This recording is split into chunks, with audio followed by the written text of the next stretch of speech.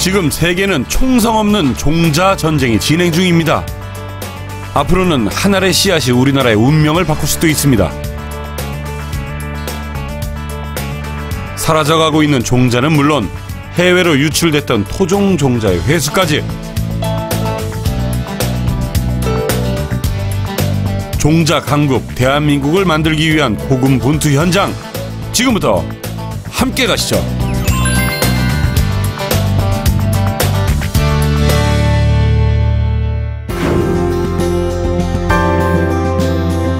종자의 모든 것을 알아보기 위해 경기도 수원으로 달려갑니다. 한국의 종자은행 국립농업유전자원센터. 선진국에 비해 100년 이상 늦게 종자 산업에 뛰어들었지만 그 발전 속도가 어마어마하다고 합니다. 단일 저장 시설로는 이미 세계 최대 규모를 자랑, 30만 종 이상의 종자를 보유하고 있습니다. 우리 농업유전자원센터는 우리가 좋은 품종을 만드는 데 있어서 가장 기본이 되는 재료입니다. 유전 자원이 없이는 새로운 품종을 만들 수가 없죠. 그래서 아주 쉽게 얘기하면 새로운 품종을 만드는 재료의 총집합소다, 그렇게 이해하시면 될 것 같습니다. 유엔 산하의 세계 식량 농업 기구에서도 우리들을 세계의 유일의 국가기관으로서는 유일한 중복 보존소로 지명을 한 바도 있고, 또한 더불어서 후진국들에 대한 농업 유전자원 관리 혹은 그 훈련의 임무를 맡겨서 저희들이 수행을 하고 있습니다.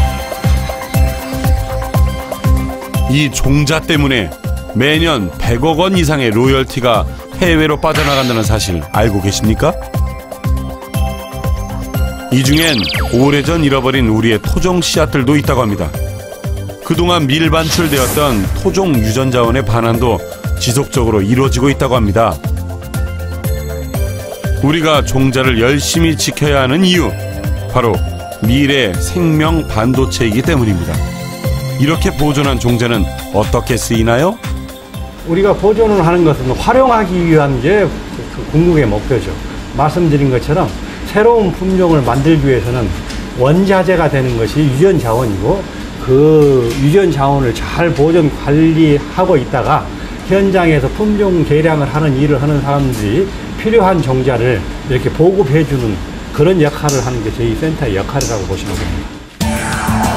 분야별 농업 유전자원에 대한 정보를 종합적이고 체계적으로 제공하고 있는 우리의 유전자원 센터. 국가기관으로서는 최초로 국제 종자 안전보건소로 지정받는가 하면 아시아 및 세계 식물 유전자원까지 보존하고 있습니다. 더욱이 다양한 종자의 보존을 위해 이렇게 직접 작물을 기르기도 합니다. 콩을 재배하는 부지만도 2천여 평, 또 콩의 종류도 다양하다 보니 관리만도 쉽지 않습니다. 하나하나 저마다의 고유번호까지 가지고 있을 정도니 대체 얼마나 많은 콩들이 모여 있는지 짐작이 가세요? 지금 여기 심겨진 자원들은 약 2,800점 정도 되고요. 전 세계 30여 개국에서 수집한 자원들을 증식을 통해서 종자량을 확보하고 또 기초 특성을 조사하기 위해서 지금 증식하고 있는 광경입니다.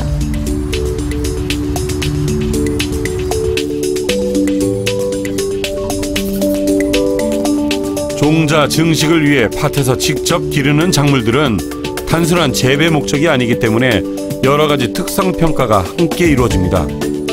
저마다의 개화 시기부터 생육 기간까지 꼼꼼히 확인하고 기록해야 합니다.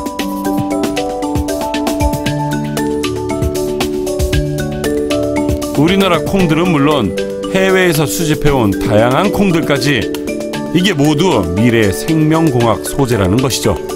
앞으로는 이제 그 종자 전쟁이라고 종자를 많이 확보해서 많은 자원을 가지고 있는 사람들이 결국은 품종을 만들어내거나 어떤 생명공학에 이용하는 데 유리할 수 있기 때문에 많은 자원을 확보하는 것이 일단은 가장 중요하다고 볼 수 있죠.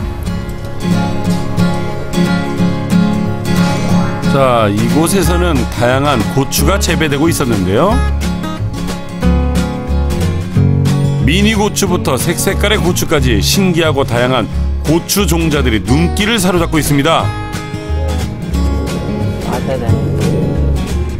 한국의 토종 고추는 물론이고 멕시코 고추, 불가리아 고추, 어디 고추 세계 50여 개국에서 모인 고추들이 다 모였습니다. 과형은?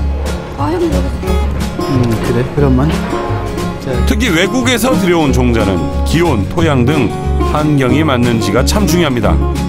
없음. 가면 주름은 일반 우리나라의 경우 사계절의 뚜렷한 기후를 가지고 있어 더욱 다양한 종자들이 살아갈 수 있다고 합니다. 고추 유전 자원이 외국에서 들어올 때는 그 종자량이 얼마 되지 않습니다. 그래서 그 자원이 필요한 사람한테 그 분양하기 위해서는 우선적으로 종자 증식이 필요합니다. 그래서 이 포장에서는 고추 자원을 증식하고 있으며 아울러 어떤 특성을 가지고 있는지 그 특성 조사도 아울러 같이 수행을 하고 있습니다. 이것도 좀 말라 죽었고. 이곳에서 재배되는 고추만도 무려 600여 종. 고추 종자는 모양과 크기도 중요한 관리 요소가 되지만 매운 강도를 빼놓아선 절대 안 되겠죠. 이거는 되게 맵다는 시넨스. 청양보다 더 매운 거예요. 60배? 그 정도 더 매워요.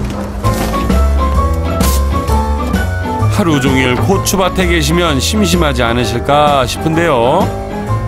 적게는 10가지에서 많게는 40가지까지. 아니 이 작은 고추 하나에 뭐 그렇게 적는 게 많아요? 그 사람이 각기 특성이 다르듯이 고추도 각자 자기 특성을 가지고 있어요. 그래서 이제 뭐 표현형으로 봤을 때 키는 얼마나 큰지, 고추 모양은 둥근지, 뭐 뾰족한지, 뭐 여기 보면 이렇게 트라이콤이라고 약간 이렇게 털이 있거든요. 털을 얼마나 가지고 있는지. 그러니까 종에 따라서 특성도 다르고 같은 종이라고 해도 또 표현형이 다르기 때문에 그런 것들을 평가하고 있습니다. 이건 별로 안 맵네. 참 우리가 보던 그런 고추들이 아니네요. 자, 고추라고 해서 다 같은 고추가 아닙니다. 이 고추 하나로 각 나라의 문화와 특성까지 재미난 이야기가 참 많다고 합니다. 어떤 고추가 있어요? 한국에서 먹는 거는 길쭉한 그런 김장형 고추? 그런 걸 많이 먹는데 그 나라마다 좋아하는 스타일이 다르기 때문에 매운 걸 좋아하는 사람들은 매운 걸 계속 발전시켜서 왜 멕시코 핫소스 이거 되게 맵잖아요. 칠리 소스 그런 것들은 또 그런 식으로 맵게 먹고 또 유럽에 가서는 고추가 이제 단고추라 그래서 파프리카를 많이 먹게 돼서 매운맛을 빠뜨리고 많이 먹는 스타일이 됐고 한국은 이제 청양고추 이런 스타일로 약간 매우면서도 길쭉한 고추를 많이 먹게 됐고 그런 것 같아요. 요즘 밭두렁마다 호박이 탐스럽죠. 유전 자원에서도 호박 수확이 한창입니다. 애호박, 단호박, 그리고 늙은 호박까지 없는 게 없습니다. 특히 호박은 그 재배 방법이 특이해 더욱 손이 많이 가는 작물이랍니다. 종자 채취를 위해 이 정도 고생쯤이야 해야죠.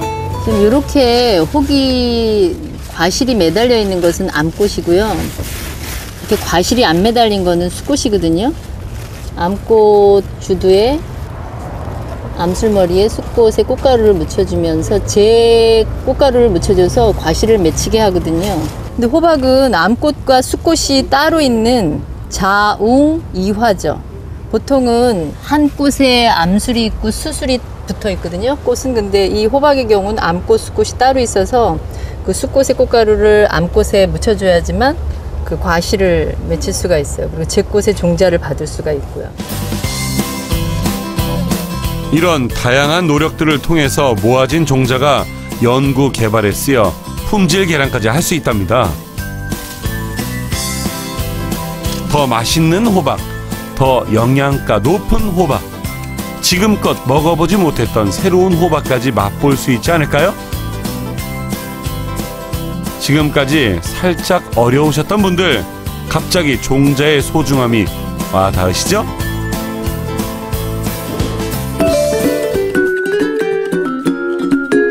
세계 각국의 호박 종류는 다 모인 것 같습니다. 앞으로 이보다 더 다양한 호박이 생길 수도 있다라고 생각하니 기대가 되는데요. 호박이 다른 작물에 비해서 심고 나서부터 교배하고 유인하고 종자를 이렇게 과실이 맺힐 때까지 굉장히 빠른 작물입니다. 그래서 유인하는 작업도 빠르고 하룻밤만 자고 일어나면 호박이 쑥쑥 크기 때문에 그 작물을 쫓아가려면 정말 부지런하지 않으면 굉장히 어려움이 많은 작물 중에 하나입니다. 가장 보람 있는 일은 제가 골라낸 유전자원이 육종 회사에서 육종 소재로 원할 때, 그것이 바로 유용 유전자원이 됐을 때 가장 보람을 느끼고 있습니다. 하지만 재배한 종자들이 모두 다 보관되는 것은 아닙니다. 아무거나 다 특별 대우 받을 수 있나요? 하루에도 몇백 개씩 종자들의 신체 검사가 이루어진다고 합니다. 종자가 얼마나 깨끗하고 건전한지, 좀 전에 보셨듯이 현미경으로 이제 어떤 균들이 감염되어 있는지, 위험한 것들이 감염되어 있는지 없는지 그런 거 검사하는 것이고, 그리고 정선이란 또 단계가 있는데요. 그것은 밖에서 증식되어 들어온 종자를 깨끗하게 골라내는, 품질 좋은 애들만 골라내서 저장고로 넘기는 그런 일을 하고 있습니다. 종자들의 국가대표 선발전이라고나 할까요? 미래 농업과 식량 생산에 사용될 수 있는 유용한 유전 소재로서의 보존가치 평가가 끝나면 발화율 95% 이상의 질 좋은 종자들만 선별되는 거죠.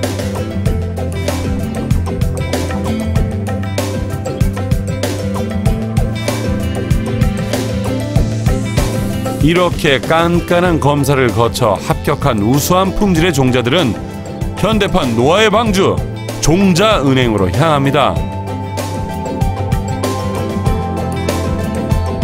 은행이라는 거는 이제 입출구를 바탕으로 하는 거거든요. 그러니까 종자를 이제 저장도 하고, 그다음에 필요한 사람들한테 이제 이렇게 분양도 해주고 하는 그 어떤 곳이 입출구가 있는 곳을 제가 은행이라고 이렇게 알고 있습니다. 그래서 안전하게 재산을 안전하게 보존하고, 그거를 또 유용하게 활용하고, 그런 것이 아마 은행의 역할인 것 같아서 저희도 아마 그렇게 명칭을 한 것 같습니다. 종자의 종류와 쓰임에 따라 보존하는 방법도 가지각색. 이곳은 중기 저장고라고 합니다. 아니, 이 많은 걸 어떻게 관리하세요? 오늘은 이제 이게 들어오는 순서대로 지금 매겨지고 있습니다. 요거는 그러니까 20만 7,213번째로 들어온 자원이 되겠습니다. 섭씨 4도씨의 온도, 40%의 습도를 완벽하게 유지, 50만 개의 종자를 최대 30년 동안 보관할 수 있는 곳입니다. 이곳에 보관된 종자들은 더 좋은 종자 개발을 위한 연구용으로 보급된다고 합니다. 자, 팀장님이 또 보여주실 곳이 있다는데요. 어우, 여긴 좀 뭔가 으스스하다. 아, 이거 뭐야, 여긴. 추워. 한여름에도 겨울 점퍼를 입고 일하신다는 이분들, 규모도 시설도 입이 딱 벌어지는 곳입니다.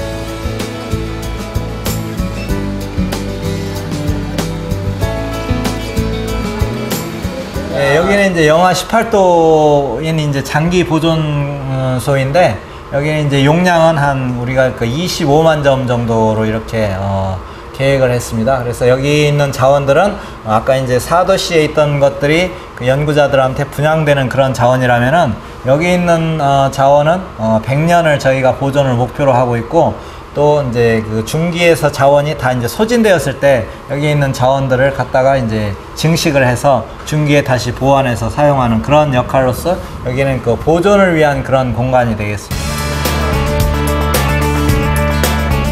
영하 18도의 온도 때문에 사람의 손길로 할 수 있는 일은 여기까지. 모든 시설이 자동화 시스템으로 구축되어 있습니다.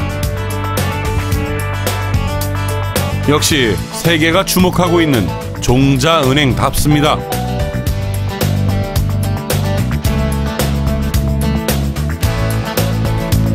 자, 그럼 고구마나 감자처럼 씨앗이 없는 자원들은 어떻게 하냐고요?